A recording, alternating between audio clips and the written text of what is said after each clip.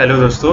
आज हम लोग जानेंगे कि जब भी हम किसी भी वेबसाइट को खोलते हैं या फिर कोई भी पेज को ब्राउज कर रहे होते हैं किसी वेबसाइट पे, तो बहुत बार हमें वो पेज पे एरर्स दिखाई देते हैं या उस वेबसाइट पे एरर्स दिखाई देते हैं।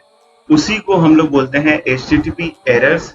और वो हर एरर के साथ एक कोड लिखा हुआ रहता है और वो टेक्निकल कोड्स होते हैं, तो उसको आसान भाषा में हम लोग समझेंगे कि हर कोड का क्या मतलब होता है और उस कोड से हम क्या जानेंगे उस वेबसाइट के हेल्प के बारे में या उस पेज के बारे में। तो चलिए स्टार्ट करते हैं। स्टार्ट करने से पहले मैं बताना चाहता हूँ कि आप सब्सक्राइब कर लीजिएगा अगर आपको ये कंटेंट अच्छा लगता है। चलिए तो हम स्टार्ट करते हैं HTTP एरर कोड्स का। देखिए HTTP एरर कोड्स बेसिकली होते हैं, हम किसी भी वेबसाइट को HTTP प्रोटोकॉल के थ्रू ब्राउज करते हैं। ये हाइपरटेक्स्ट ट्रांसफर प्रोटोकॉल होता है, HTTP का पूरा नाम। और जब भी हम वेबसाइट को खोलते हैं उसके अंदर कुछ प्रॉब्लम होती है, इधर वेबसाइट के तरफ से या सर्वर के तरफ से या हमारे साइड से, तो वो एरर थ्रो करता है। तो जितने भी एरर्स होते हैं उनको हम लोग क्लासिफाई करके रखे हैं 5 पार्ट्स में। तो जो 1 से स्टार्ट होने वाले होते हैं एरर कोड्स, ये बहुत कम दिखाई देता है, बहुत कम मिलता होगा ये। जब भी आप एनकाउंटर करे होंगे तो 1 वाले कोड बहुत कम आपको मिले होंगे।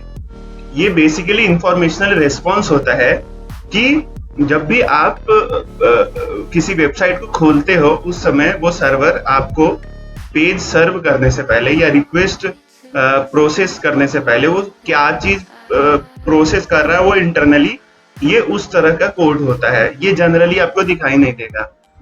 उसके बाद 2 से जो स्टार्ट होने वाले होते हैं, जैसे 200, 203, इस टाइप के जो कोड होते हैं, ये सब तब प्रोवाइड होते हैं जब वो रिक्वेस्ट सक्सेसफुली सर्वर ने एक्सेप्ट कर लिया है। तो बेसिकली ये सक्सेस कोड्स होते हैं।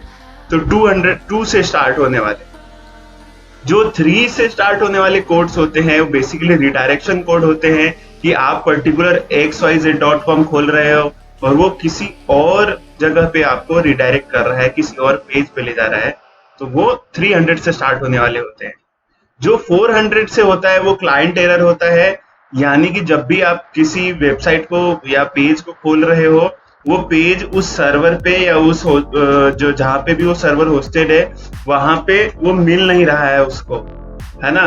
जनरली ये होता है कि वो पेज एग्जिस्ट नहीं करता है। तो जो 4 से स्टार्ट होने, जैसे सबसे पॉपुलर जो कोड है 404 यानी कि 404, एरर नॉट फाउंड करके एक एरर आता है, पेज नॉट फाउंड करके एरर आता है, ये 400 से है। ये जनरली सबसे ज्यादा यही एनकाउंटर होंगे आपको। कई बार 500 से भी स्टार्ट होने वाले होते हैं, जैसे 503 है। ये सब क्या होता है, पेज तो ठीक है, आपका क्लाइंट भी ठीक है, लेकिन जो सर्वर है जो पेज को जनरेट कर रहा है वहां पे कुछ प्रॉब्लम हो गई है, तो ये 500 वाले होते हैं। तो बेसिकली 5 क्लासेस में इसको बांटा गया है कोड्स को। तो चलिए हम एक एक करके इनका एग्जांपल देखते हैं। सबसे पहले आता है हमारा कोड 200। देखिए 100 वाले यानी 1 से स्टार्ट होने वाले कोड जनरली आपको दिखेंगे नहीं, तो 200 भी जनरली नहीं दिखते। पर जो API वगैरह की टेस्टिंग करते हैं या कई बार आपको जब जाओगे क्रोम के अंदर जो डेवलपर ऑप्शन होता है वहां पे जाके अगर खोलोगे तो वहां पे आपको स्टेटस कोड दिख जाएगा कि सर्वर ने हमें क्या भेजा है और हमारा ब्राउजर क्या रिक्वेस्ट किया है। तो जैसे इसके अंदर आप देख रहे हो तो इसमें रिक्वेस्ट URL दिया हुआ है कि इस पर्टिकुलर पेज को खोला गया है और रिक्वेस्ट मेथड दिया हुआ है और स्टेटस कोड यानी सर्वर ने क्या दिया है, तो सर्वर ने दिया है 200। It means okay, this request is accepted by the server. तो ये 200 ओके होता है। ये सबसे ज्यादा यूज यही होता है और ये आपको दिखेगा भी नहीं। आपको नेटवर्क ऑप्शन में जाओगे, डिबग टूल्स में, मॉजिला में या फिर क्रोम में, तभी जाके दिखेगा।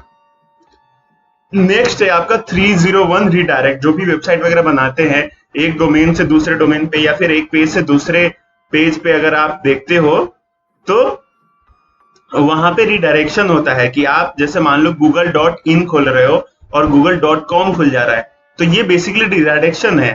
तो 2 टाइप के रिडायरेक्शन होता है। एक तो परमानेंट रिडायरेक्शन होता है जिसका कोड 301 है। अगर सर्वर ने 301 भेजा है इट मींस ये परमानेंटली रिडायरेक्ट है। इट मींस जब भी नेक्स्ट टाइम ब्राउजर विजिट करेगा उस पेज को तो जो फर्स्ट पेज है वो नहीं, वो डायरेक्ट ही सेकंड पेज जहां पे रिडायरेक्ट होके गया हुआ है वो खोलेगा वो। नेक्स्ट चलते हैं हम 302। ये भी रिडायरेक्शन का कोड है। जनरली 300 से स्टार्ट होने वाले सभी कोड्स रिडायरेक्ट के ही होते हैं। तो ये टेम्पररी रिडायरेक्ट है। जैसे 301 रिडायरेक्ट परमानेंट वाला है, ये टेम्पररी रिडायरेक्ट है।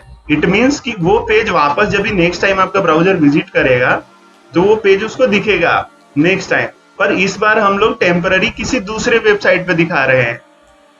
तो ये अगर आपको कोई पेज रिडायरेक्ट करना है तो आप टेम्पररी ही करना ज्यादा बेहतर होता है, अगर आप ओरिजिनल कंटेंट में छेड़छाड़ नहीं कर रहे हो।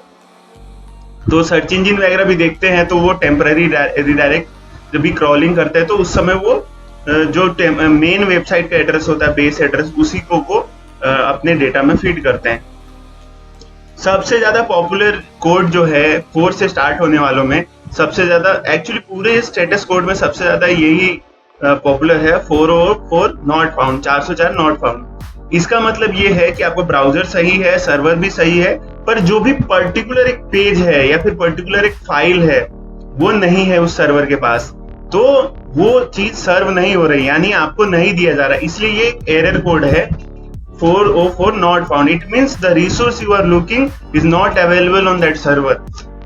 चाहे रिसोर्स फाइल हो सकता है, पेज हो सकता है, चाहे कोई भी मतलब मीडिया फाइल, कोई भी डाउनलोडेबल फाइल, ये सब हो सकती है, उस सर्वर पे अवेलेबल नहीं है, इसलिए ये 404 नॉट फाउंड है। ये सबसे ज्यादा वाइडली यूज्ड, वाइडली पॉपुलर जो है ये कोड है 404। नेक्स्ट 500 से जितने स्टार्ट होने वाले होते हैं वो सर्वर एरर होते हैं। और ये देखिए, जैसे अगर 500 कोड अगर कहीं पे आउट वो आ रहा है आपका, तो ये इंटरनल सर्वर है, यानी कि कुछ कॉन्फ़िगरेशन में वो मिस है ना, जो इंटरनल कॉन्फ़िगरेशन है वहां पे कुछ प्रॉब्लम है, तो इसके चक्कर में वो पेज नहीं मिल रहा है। सर्वर खुद कंफ्यूज है कि क्या दे, इसलिए वो इंटरनल सर्वर दे देता है एरर। दूसरा 500 से स्टार्ट होने वाले हैं, ये भी सर्वर की ही प्रॉब्लम है, ये सर्वर की ही प्रॉब्लम है। इसमें बस ये सर्विस टेम्पररी अनअवेलेबल। सपोज एक XYZ वेबसाइट है और वो जो सर्वर की कैपेसिटी है 100 विजिटर 1 मिनट में ले सकता है, और अगर उसके पास 101 विजिटर आ जाते हैं तो उसको वो वहां पे पूरा सर्वर डाउन हो जाता है।